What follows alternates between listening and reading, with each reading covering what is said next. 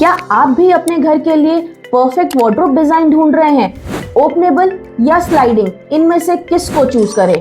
क्या आप जानना चाहते हैं कि बेस्ट मटेरियल आपके वार्डरोब के लिए कौन सा रहेगा? इस वीडियो में आपको स्लाइडिंग और ओपनेबल का डिफरेंस, सबसे अच्छा मटेरियल और वार्डरोब के इंटरनल मॉड्यूल डिजाइन के बारे में मैं आपको बताऊंगी और उसके साथ आपको बताऊंगी उनकी डायमेंशंस और लेआउट कैसे प्लेस करें। तो इस वीडियो को एंड तक जरूर देखिएगा। सबसे पहले बात करते हैं ओपनेबल और स्लाइडिंग वार्डरोब की। ओपनेबल वार्डरोब ये एक ट्रेडिशनल टाइप होता है जिसमें डोर्स हिंजेस पर ओपन होते हैं। अगर आपके पास बेडरूम में ज्यादा स्पेस है तो ओपनेबल डोर परफेक्ट ऑप्शन है। Cleaning, maintenance and fitting, everything is simple and affordable. Plus इसमें थोड़ा ज्यादा स्टोरेज स्पेस मिल जाता है बिकॉज इसमें डोर मैकेनिज्म थिन होता है। स्लाइडिंग वार्डरोब ये एक मॉडर्न लुक देता है और कॉम्पैक्ट रूम के लिए ये परफेक्ट ऑप्शन है। डोर स्लाइडिंग होते हैं इसलिए आपको एक्स्ट्रा स्पेस नहीं चाहिए होती शटर्स को खोलने के लिए, लेकिन मैकेनिज्म हैवी होता है इसलिए इसकी इंस्टॉलेशन कॉस्ट थोड़ी ज्यादा आती है। स्लाइडिंग वार्डरोब में फिटिंग्स प्रीमियम होनी चाहिए वरना टाइम के साथ डोर्स जाम होने लग जाते हैं। अगर आपका स्पेस या रूम कॉम्पैक्ट है तो आप स्लाइडिंग वार्डरोब चूज करें। अगर आपका रूम बड़ा है और स्पेस ज्यादा है एरिया में तो आप ओपनेबल वार्डरोब यूज करें। अब बात करते हैं बेस्ट मटेरियल्स की। आज के टाइम में वार्डरोब बनाने के लिए कॉमनली 3 ही मटेरियल्स यूज होते हैं। Number 1, plywood. ये स्ट्रॉन्ग, ड्यूरेबल और लॉन्ग लास्टिंग होता है। अगर आपको प्रीमियम लुक चाहिए तो plywood is a best option. MDF और HDHMR ये स्मूथ फिनिश देता है इसलिए मॉडर्न डिजाइन्स में काफी यूज होता है। HDHMR is better than MDF because ये मॉइस्चर रेजिस्टेंस ज्यादा होता है इसलिए HDHMR ही लगवाइए। पार्टिकल बोर्ड ये बजट फ्रेंडली होता है लेकिन इसकी लॉन्ग टर्म ड्यूरेबिलिटी कम होती है। इसे रेंटेड अपार्टमेंट या शॉर्ट टर्म यूज के लिए ही यूज कीजिए। अगर मैं रेकमेंड करूं तो कार्कस प्लाईवुड में और शटर्स HDHMR के साथ PU और एक्रेलिक फिनिश में ही बनवाएं। ये एक परफेक्ट बैलेंस है ड्यूरेबिलिटी और प्रीमियम लुक का।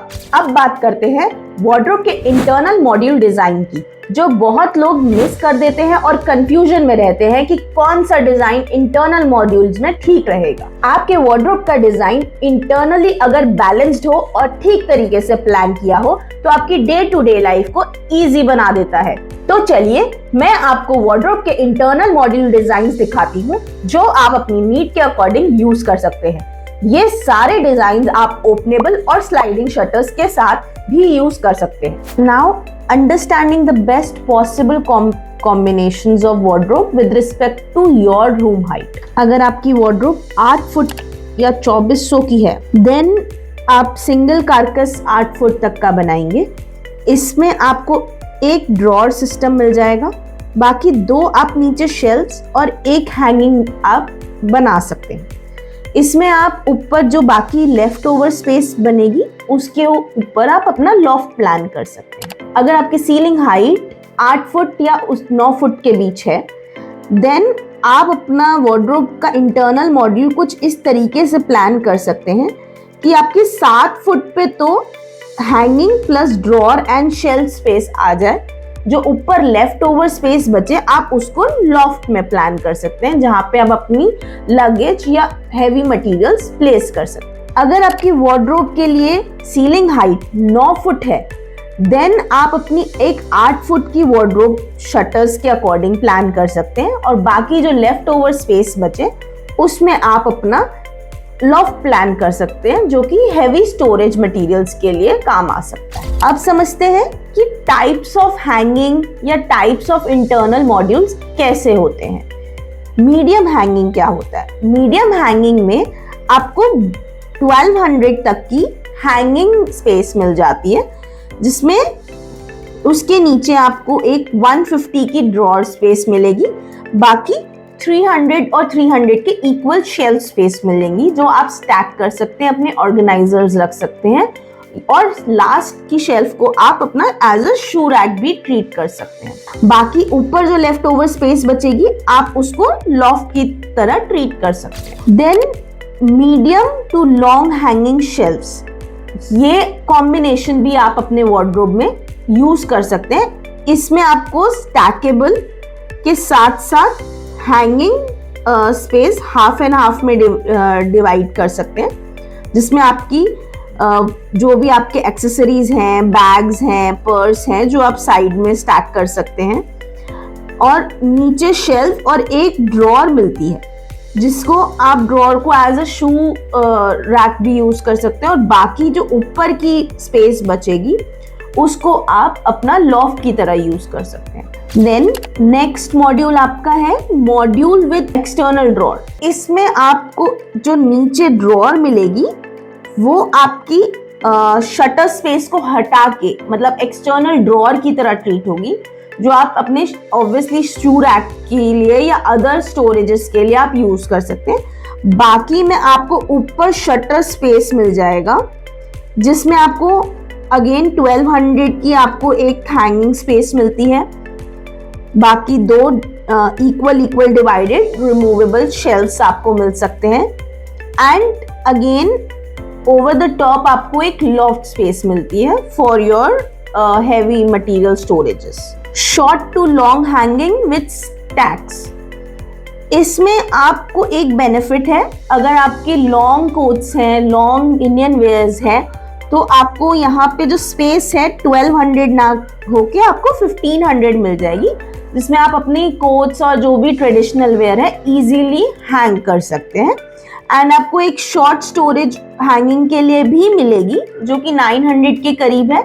वहां पे आप अपने शॉर्ट क्लोथिंग्स को हैंग कर सकते हैं विथ 2 शेल्फ्स। इन शेल्फ्स में आप कुछ भी स्टैक कर सकते हैं, और इसमें शटर लगा के एज अ सेफ या लॉकर भी यूज कर सकते हैं। देन आपको नीचे एक शेल्फ मिलेगी, उसके बाद आपको इसमें 250 mm का एक ड्रॉअर मिलेगा, जो अगेन आप as a shoe storage rack use कर सकते हैं। एंड ओवर द टॉप आपको अपना एक लॉफ्ट स्पेस मिल जाएगा। नेक्स्ट हम चलते हैं कि और किस टाइप के हमें अंदर इंटरनल स्टोरेजेस मिल जाती हैं, लाइक 2 टियर हैंगिंग, जो कि मेंस के लिए मेंस एंड वुमेन्स आजकल अपनी वार्डरोब में प्रेफर कर रहे हैं, इंटरनल वार्डरोब में।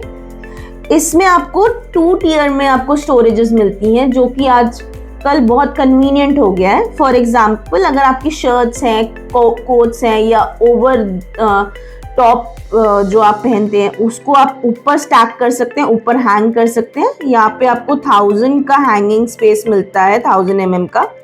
देन आपको शेल्फ मिल जाएगी आपको 300 mm की, जो आप अपने ऑर्गेनाइजर्स रख सकते हैं। देन आपको 700 की स्पेस मिलेगी हैंगिंग रॉड के साथ, जहाँ पे आप अपनी पैंट्स और बॉटम्स को भी हैंग कर सकते हैं। So you can match your top and bottoms accordingly.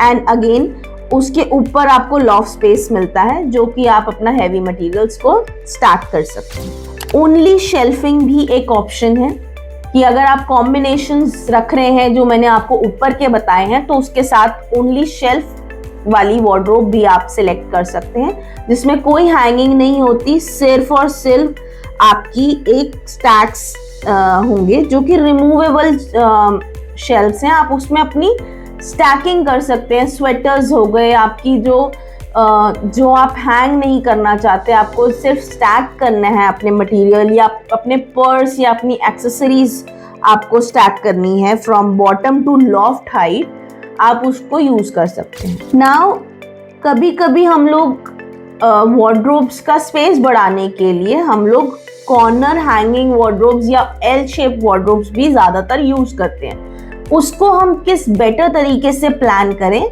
वो मैं आपको दिखाती हूँ।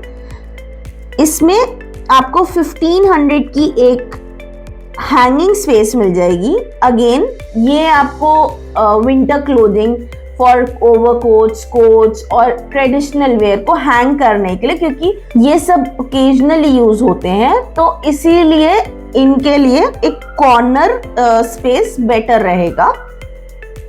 इसके नीचे आपको अगेन एक शेल्फ एल कॉर्नर स्टोरेज मिल जाती है, जो कि आपके शू या फिर ओकेजनली यूज होने वाले सामान के लिए परफेक्ट है। एंड अगेन ऊपर का स्पेस तो लॉफ्ट के लिए डेडिकेटेड है। कॉर्नर शेल्फिंग में एक और ऑप्शन है कि अगर आपको हैंगिंग स्पेस नहीं चाहिए, आप कॉर्नर्स को शेल्फ्स के अकॉर्डिंग भी प्लान कर सकते हैं with no hanging space.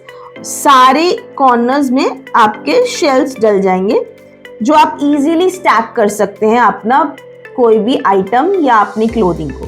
I hope मेरी ये वीडियो आपको इन्फॉर्मेटिव लगी होगी। अगर आपको कोई भी क्वेरी है तो मुझे कमेंट सेक्शन में लिख के बताएं और हम आपको मिलते हैं नेक्स्ट वीडियो में।